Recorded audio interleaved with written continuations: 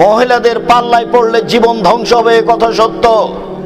মহিলা এমন একটা জাতি যে তাৎক্ষণিক কথা পরিবর্তন করতে পারে। এই বোকা ছেলে, তোমাকে যেই অদা দিয়েছে সময়ে সময়ে জেনার সাথে লিপ্ত হবে, ওই অদাই কালকে তোমাকে ভঙ্গ করে বিপদে ফেলে তোমাকে কোর্টে জেলে উঠাবে। তুমি সাবধান থেকো।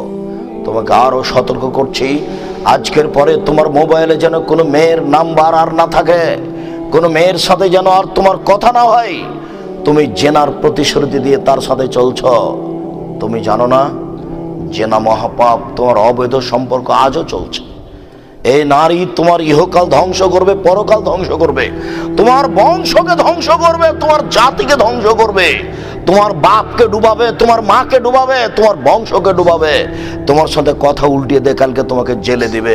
এর নাম নারী। আয় বোকা ছেলে, তুমি এখনো হিসাব করে দেখো, যেই মেয়েটা এখনই সব দরজা বন্ধ করে দিল জেনা করার জন্য, সে মেয়েটাই বলছে যে হাই তালাক, তুমি আমার সাথে জেনায় লিপ্ত হও। এইসব যখন বললেন না আমি এই কথায় রাজি নই, এইসব বললেন মাআল্লাহ, আমি আল্লাহর কাছে আশ্রয় ভিক্ষা চাচ্ছি, তখন সে তার সাথে জোর করে জেনা করতে চাইলো। সে পিছন দিকে জামা ধরে টান দিল, হাতে তার জামা ছিঁড়ে থেকে গেল। তিনি আগে আগে বের হলেন। বের হওয়ার সাথে সাথে জুলাইখা কথা উল্টিয়ে দিয়ে বলল, আরে শোনেন, এ তো আপনার বাড়ির মানুষ, আপনি একে রেখেছেন, খাওয়াচ্ছেন, সে আপনার স্ত্রীর সাথে অন্যায় করতে চাই, এর কি শাস্তি হতে পারে? ও অন্যায় করতে চাইছিল, সেই তো অন্যায় করার জন্য অনেক কিছু কলা কৌশল করেছে। সে সব দরজাগুলো বন্ধ করেছে। ঘরের মধ্যে ঘর ছিল, বিশাল ঘর, তার মধ্যে ছোট ঘর ছিল, রাজার ঘর, তাদের তো ভিন্ন বসবাস হবেই, এটা হওয়াই স্বাভাবিক। সব দরজা বন্ধ করে দিয়েই সে অন্যায় বসেছে। যখন ইউসুফ আলাইহিস সালাম আগে আগে বের হলেন, ও পিছনে পিছনে বের হলো, তখন কথা উল্টিয়ে দিয়ে বলছে যে আপনার স্ত্রীর সাথে অন্যায় করতে চায়, তার কি শাস্তি হতে পারে? আরে আপনি কি শাস্তি উল্লেখ করবেন?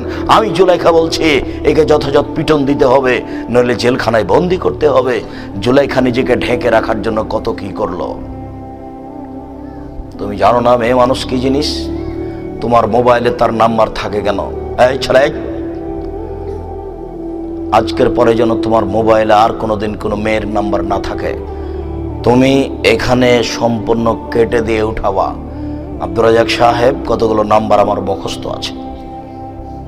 আমি যখন একাই থাকি তখন দেখি ধীরে হাত চলে যাচ্ছে, যাবে এ কথাই স্বাভাবিক। তোমাকে আজকে একটা কৌশলের কথা বলে যাচ্ছি, শোনো। আজকে যখন তুমি রাত্রে ঘুমাবা, তুমি মোবাইলটা লক করে শুয়ে গেছো, কিন্তু কিছুক্ষণ পরে দেখছো তোমার হাতটা ঠিকই মোবাইলে চলে গেল, লকটা খুলেও দিয়েছ, তুমি এখন নাম্বার টিপছ।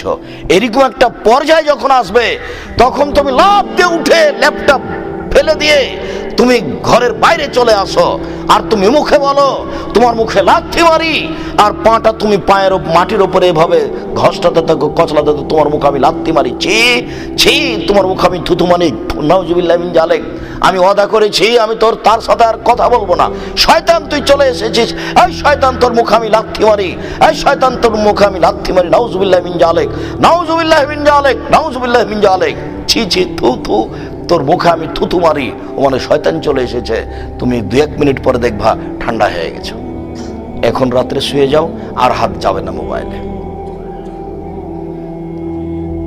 তোমার ঘর ভর্তি শয়তানে। তুমি যদি এখানে তওবা না করতে, তাহলে ইবলিস আসতো না।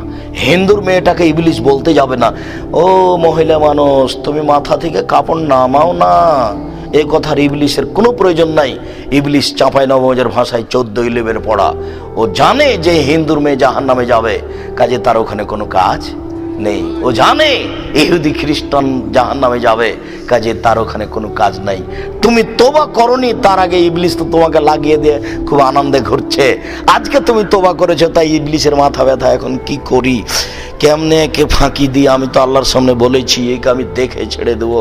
এবার তার মাথা ব্যথা, খুব ব্যস্ত, খুব চিন্তায়। তুমি খালি সর, সাথে সাথে ঘর ভর্তি। ও আয়সা বলছে, ও আয়সা বলছে, খালি তোমার মাথায় বলছে কি করি। তার সাথে কথা বলাই লাগে, একটু বলি না, একটু বলবো, কি করি। এসব শয়তান করাচ্ছে। যাকে দেখতে পাওয়া যায় সে হলো মানুষ শয়তান, আর যাকে দেখা যায় না অন্তরে জায়গায়, তার নাম জিন শয়তান।